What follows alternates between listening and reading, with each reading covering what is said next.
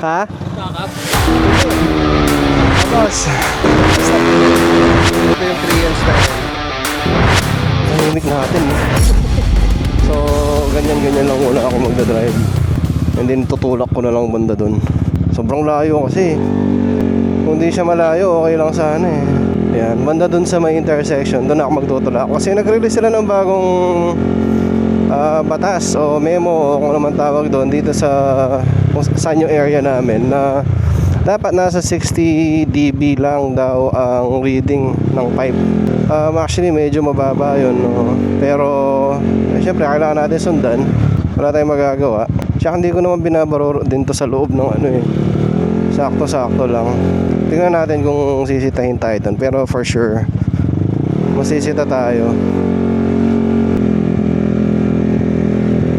Ayan, manda dito siguro itutulak na natin kasi bawal talaga, no? Ayan, para at least hindi tayo mapagalitan. Pero layo pa rin, ha? Layo, pero magtutulak tayo. Siyempre, be a good citizen kahit dito man lang sa loob. Ano ka, wala ako side mirror eh. Tapos naka 5 tayo maingay, siyempre babawal din sa daan. Pero para hindi tayo napapagalitan. Boss! Ha? Kakap. Hindi, bawal yung maingay eh. Kaya tinutulak ko siya. Adugarit ako. Napagalitan ka? Ay oo, yan bawal talaga, open yan eh. Sige, sige. Ano, naka-silencer ka? Oo, naka-silencer. Ayun pala eh. Para di ba ingay. Saan ka galing? Thank you. Nagkitabi kita. Dito pa nagtutulak ako, no? Hindi, bawal eh. Ay, tulak kita. Ay, sige, sige. Sige, sige, boss. Para nakakapagod magtulak eh. Yan, kunwari nasiraan ako. Kahit dito, oh, pwede. Bago na lubog. Baka pagkasgasan. Hindi, okay lang yan.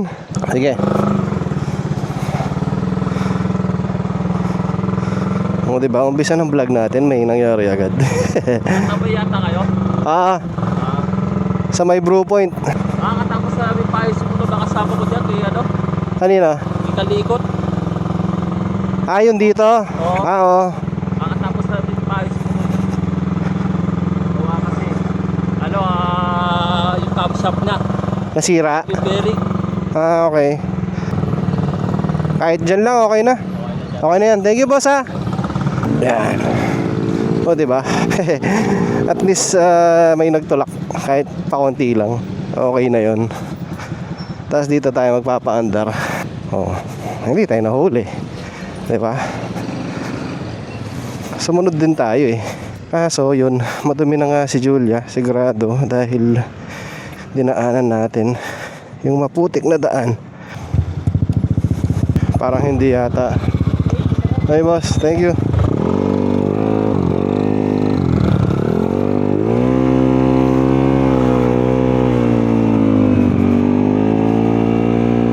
Hindi yata nalagay yung ano ko, mga ilaw. Nakalimutan ni Paeng. Bagay, madali lang naman nilagay eh. Sasaksak lang naman. So yun, hindi pa nakatonon si Julia over sa gasto dahil nagpalit nga tayo ng pipe. Alright, so magkikitambay tayo ngayon. May collab mini tambay tayo with Korean style o Korean style mo yun. Ewan ko, basta ganun yung pagkasulat eh. Kasama ang Apex syempre.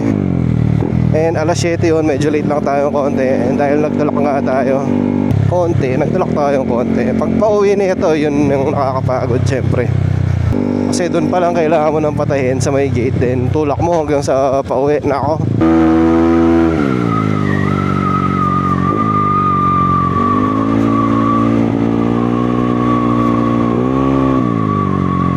Kagandahan lang sa over yung gas, no? Malamig siya. Kung tignan mo, 77 yung temperature. Yun nga lang, magastos sa gas. Tsaka ma-back pressure yung ano, itong pipe na to. Kasi mas maliit yung opening niya. Yung main opening hindi yung parang design na mas malaki. mas maliit yung opening niya kumpara dun sa JVT. Kaya magiging mas maarangkada yung motor pag naka-fully tune na to. Which is okay lang sa akin kasi hindi naman ako nagka-top speed eh. Ano lang naman to eh, arangkada, gitna. Yun lang naman yung hinahanap ko sa motor eh. Lutong.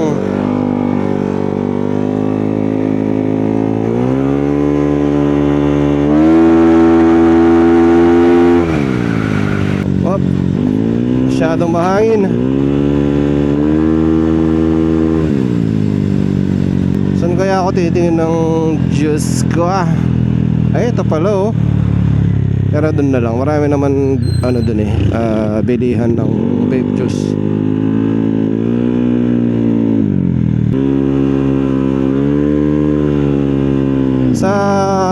Siguro hanggang 5,000 RPM, ramdam mo yung niya eh, parang nalulunod siya sa gas. So that means maganda to sa idle. Kung ganun. Uy, nagre-require kasi ng mas maraming gas pag naka-idle eh. So daanan natin si Lance doon sa may Makimura Vape Shop kasi doon siya tumatambay para sabay na kaming magpunta sa may Brew Point para may kasabay akong mahuli. Aray ko! Hindi lang ako mag-isa. Dahil nga may bagong rule na ganun, siguro papagawa ko ng silencer para dito, para hindi na hassle magtulak pag ginalabas ko si Julia. Kasi pag hindi ko ginawa yun, ang mangyayari, bawat labas ko, bago pa ako makapag-vlog ng maayos, naku, pagod na ako kakatulak. Aray ko! Well, kahit pa paano kasi, I agree naman sa nila eh. Kung sa bago nilang rules, ang sa akin lang, parang masyadong mababa yung 60 na reading dun sa decibel meter. Parang sobrang baba nun. And hindi po kasi lahat ng naka-open pipe or basta medyo maingay na pipe dun sa area namin ay pasaway. So karamihan kasi mga bata eh, mga medyo pasaway. Well, hindi naman ako magiging nagmamalinis, pero syempre minsan pag hindi ko napapansin, napapabira din naman ako dun sa loob ng subdivision. Pero sobrang dalang nun. Alam ko gaano kaingay yung pipe nito nung kahit nung JVT pa siya eh. So hindi ko ginagawa basta-basta bumibirit. May mga oras kasi na kunwari alauna, 1 AM, 2 AM, sobrang ingay ng pipe, syempre patulog ka na, bumabarurot pa rin sila sa loob ng subdivision. Yun yung mga yun yung balak nilang bawalan talaga, yung mga homeowners. Pero syempre nadadamay din yung mga ibang may disiplina na driver, di ba? Yun lang yung downside doon, syempre. Pag nag-implement ka ng isang rule, tatamaan yung iba. And ang mahirap para sa mga officers din yun. Mahirap din sa mga tinatamaan. Tinuro na ni Johnny sa akin bahay nila dito eh. Nakalimutan ko kung saan. Basta malapit siya dito eh, sa may Milas. Yun yata.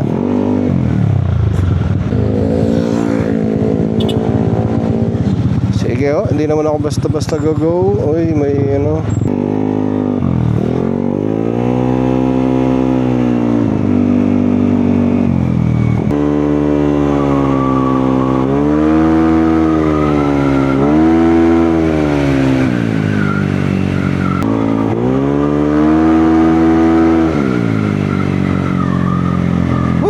kahit wala siya sa tono, no? Maganda pa rin yung niya, performance. Kahit over siya sa gas, naramdam mo pa rin yung power eh.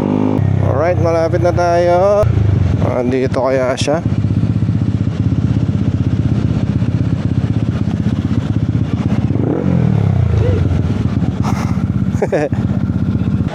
Dito na pala sila oh. Yeah. Boss, kamusta? Happy New Year! Oh, singay oh, Happy New Year pala. Okay, teka ka lang guys ha. A few inches later. Oh, hinihintay ka namin. Boss, thank you ha. Shock na lang.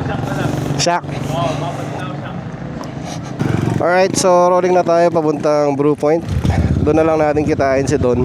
Hindi niya alam yung lugar na to eh.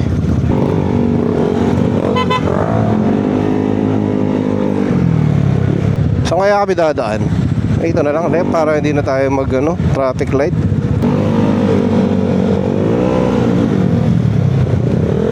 Ah, ito pala, naalala ko na siya.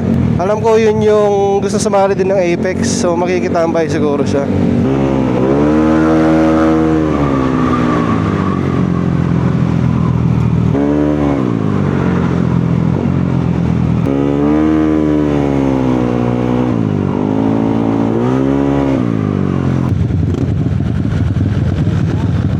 Dito tayo.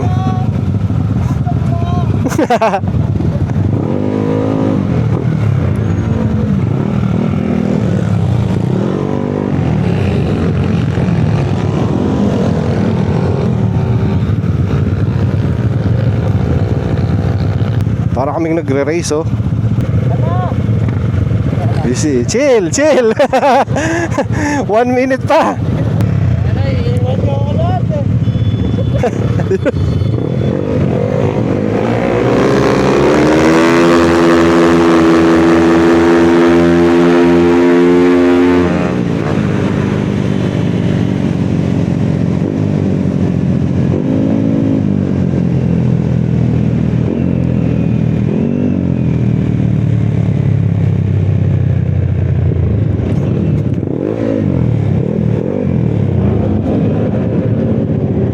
Uy, dami nila.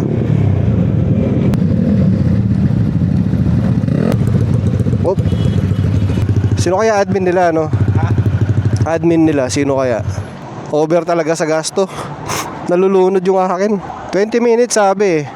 Pero malapit na siguro yon.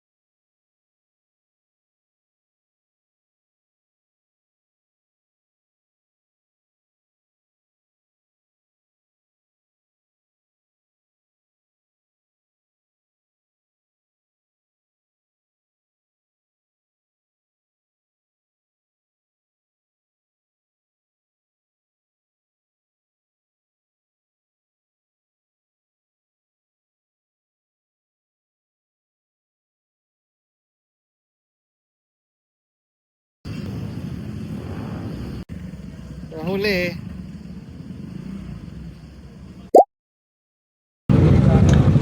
Ingat boss ha. Ingat. Next time din. Boss, thank you ah. Boss. Sa mundo namin. Pagkatilang panyali. Aray ko.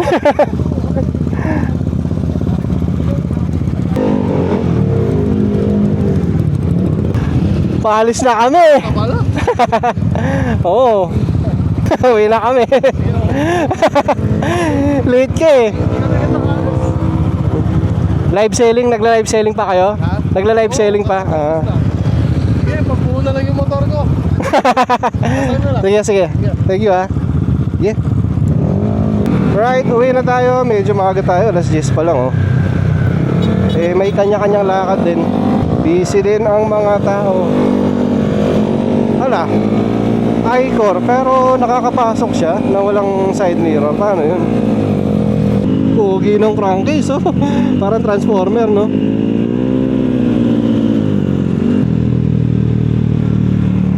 Delikado yun, ah.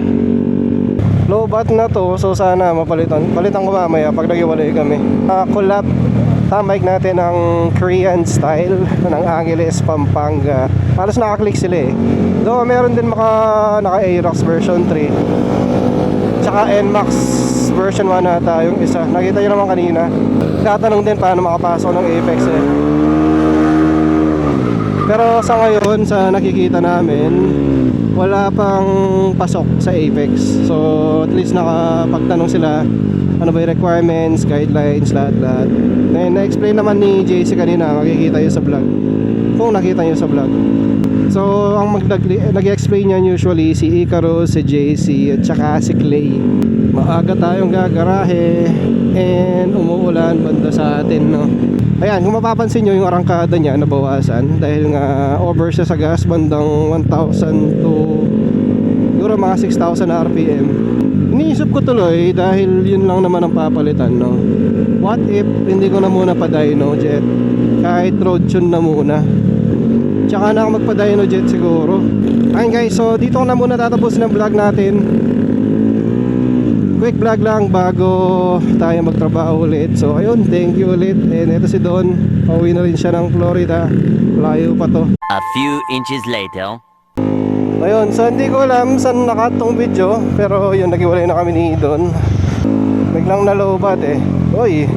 So uwi na tayo and titignan natin paano ang magiging proseso dito. Since ayun nga, bawal ang maingay na pipe.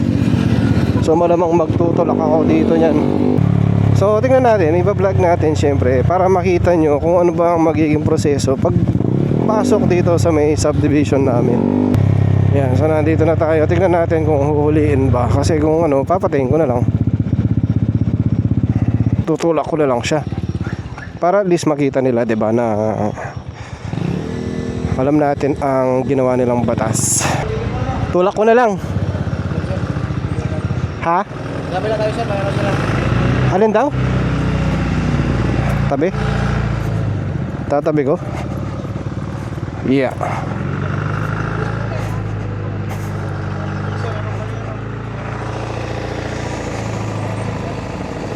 Ako, magtutulak na lang. Palagi ko didiretso na ako. Itutulak ko na lang siya hanggang doon sa atin. O, diba? Hindi ako pinansin eh. Nagtulak tayo. Nakakapagod nga lang. Ang dumi muna naman. Nakakalinis lang kanina eh. Mahalas talaga. Okay guys, so yun, kita nyo naman.